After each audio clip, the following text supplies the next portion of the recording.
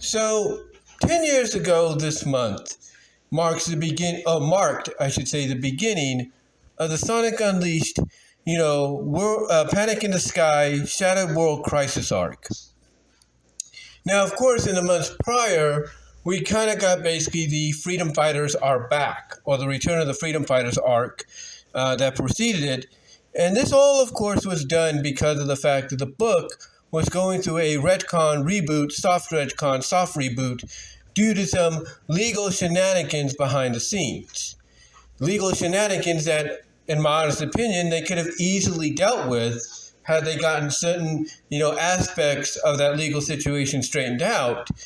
And we could have easily gone and, enjoyed the rest of what was originally planned. I mean, the story that got interrupted and pretty much edited to all heck, especially last minute edits, if you will, was the Mecha Sally arc. And we never really got a true resolution to that. We kind of did, but not in the sense that we wanted when it came to the reboot, soft retcon of the Archie Sonic book.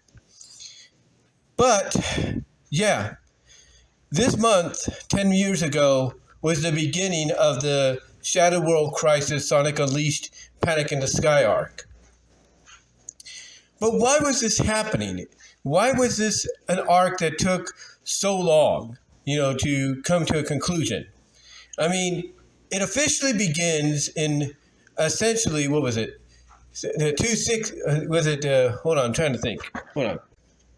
It's a story that officially began in 261, and concluded all the way with 287. So you're looking basically at 26 months, almost 2 years of story arc. But so again, why does it take so long to, resolve? Well, honestly, I think it's because of the fact that when this all happened, Ian Flynn, I believe, much to his credit, you got to give him credit here, him and his team did what they could to salvage what was happening. I mean, obviously they were given a heads up of, hey, things are going to change, so you guys got to do some changing along with it when it comes to the comic.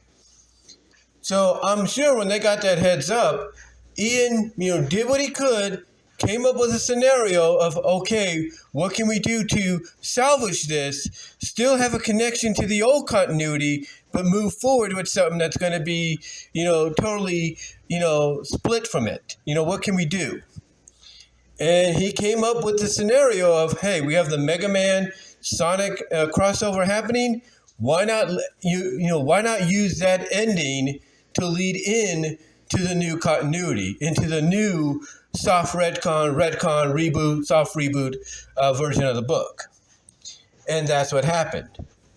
And the end result, as, all the issues, preceding that crossover and during that crossover, all the issues during that time, behind the scenes, he was able, along with his team, he was able to come up and craft a decently sized reintroduction of the Freedom Fighters, and go from there. Now, I'm sure Ian, I'll give him some credits, maybe he did have some stories lined up for the future, because remember, he did have stories planned, post Mecha Sally, after she would be de-roboticized and get the design she ended up getting in the reboot anyway. So what I'm thinking is he may have had to take those stories that he had originally planned and modify them to become something, similar to what he wanted, but more fitting in with what the comic was going to become. That's my estimation. Like, basically, these were the stories he had originally planned. He just had to switch things around because, hey, can't use certain locales and, characters anymore due to the legal mumbo-jumbo that occurred.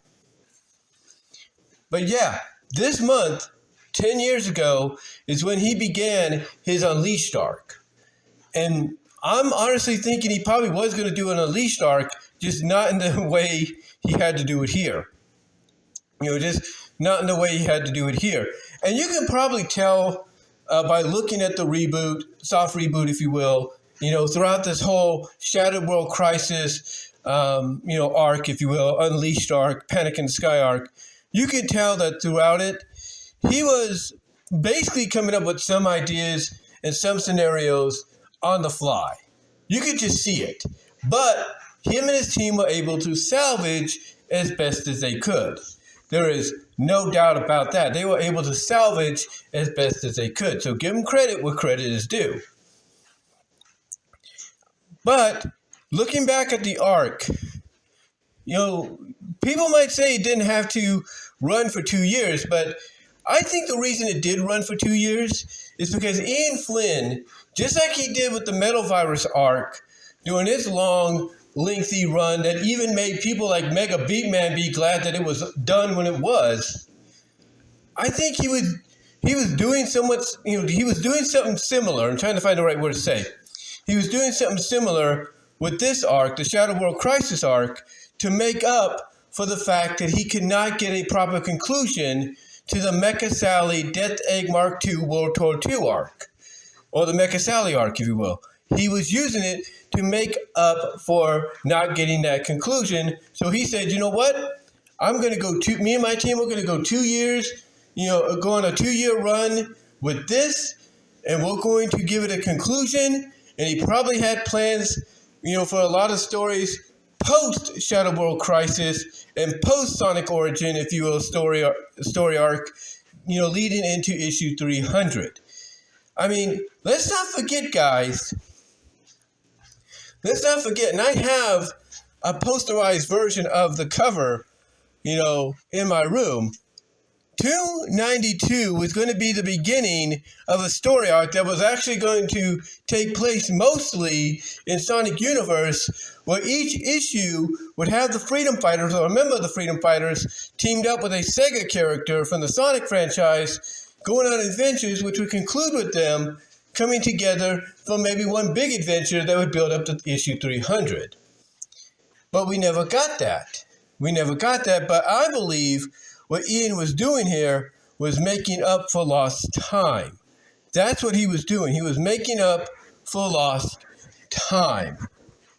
And again, give him and his team a lot of credit. They did what they could and used what they could salvage to make what we got. We the people, we as fans, I should say, we're cool with it or not. Trying to find the right thing to say here. I do apologize. Doing this without any scripts and bullet points, you know how that is. But anyway, got to give him credit, for him and his team credit for coming up, with a decent storyline and scenario with what they could salvage. I mean, even giving all the characters different, takes on, different and all new takes on the origins of how they came to be, I thought was great. Because obviously, him being a comic book fan, he knows that if you're going to reboot or softly reboot an established franchise and its characters, then one of the things you got to do is basically create new origins, or origins that might be similar to the original ones. And give them credit. They did some great origin stories. They even did little origins, they did some, I'm trying to find the right word to say here. Hold on for a second, guys. Okay, sorry about that. But like I said, give them credit. They gave us some decent origin stories in numerous, areas, of reading them.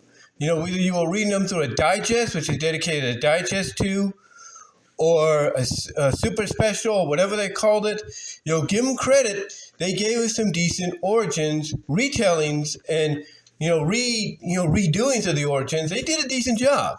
But to me, with all due respect to Sally's retold origin, Bunny's retold origin, Rotor and Antoine and Tails and Dulcie's, and even Loops or Lupes, with all due respect to theirs, and even Sonic's that came after, to me, the one that was masterfully done, in my opinion, was Nicole's. Nicole didn't just get an origin story, or at least a story based around her origin, on how she came to be. She got a 4-issue miniseries in Sonic Universe for it. If that doesn't tell you that that Ian and his team acknowledged how fans loved Nicole and how she became a fan favorite, I don't know what does. And to me, Spark of Life was one of the best story arcs I had ever seen. Even if it's, tied into the origin of how Nicole came to be. So when you look back at this whole entire Shadow World Crisis, Sonic Unleashed, Panic in the Sky arc, and it running for about 2 years, 2 years plus if you include the Sonic Universe story arcs that connected to it. When you look at that, you may or may not agree with, some of the decisions on, how it came to be or how the characters, were being portrayed and, how the old continuity was slowly being erased and everything. You may or may not agree with that, but you got to admit, when you look back on it, for what they did, at the last minute, I wouldn't say the exact last minute, but figuratively at the last minute, due to the legal mumbo jumbo, got to give it credit where credit is due. They came up with a decent story arc that loosely adapted the Sonic Unleashed game, as well as, tied that adaptation into reintroducing not only the Freedom Fighters, but reintroducing the world as it was now coming to be. Unfortunately, we never got a proper continuation due to the fact that the book got canceled. And no matter how you look at it, whether it's because sales were down or Archie didn't want to deal with any more legal mumbo jumbo, whatever the case may be, Archie and Sega, that is, didn't want to deal with any more legal mumbo jumbo. However you want to look at it, you can't say that if, the Shadow World Crisis, Panic in the Sky, Sonic Unleashed arc was the last major arc ever. Like, if it was to truly serve as a series finale, you cannot say it didn't go out with a big bang, because it did. It did. And we can only hope that IDW, and so far it's doing it, can live up to the hype no matter what people say about the future of IDW and its comics. Right now, it seems like it is living up to the hype, but can it continue to do that? We'll have to see. And hopefully, maybe IDW might be able to make a deal to where they could do something similar like what they did with Teenage Mutant Ninja Turtle Adventures from Archie Comics and put together various collections from the Archie Sonic book. But only due time will tell if that will happen. But let me know what your thoughts are, guys. What are your thoughts looking back 10 years, 10 years ago this month, at the beginning of the official beginning of the Panic in the Sky, Shadow World Crisis, Sonic Unleashed arc? What were your thoughts on it? How did you feel about some of the, mini stories, mini plots, character developments, and everything that tied into it? What were your thoughts on some of the origins that were being, retold during it, including Nicole's, Sally's, Rhoda's, Bunny's? What are your thoughts on those? Which one do you think was the best told? And do you think had the book not been canceled, we may have gotten a decent mini arc leading into a 300th issue battle culmination, maybe with Eggman?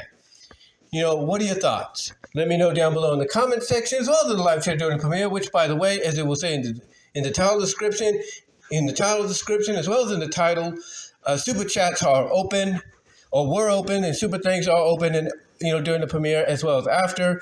But give me your thoughts, guys. Love to hear from each and every one of you on this. Check out my Teespring store as well as the affiliated stores when it comes to trying to find maybe some Archie Sonic books to buy. But again, let me know what your thoughts are. And until then, I will talk to y'all later. You all have a good night.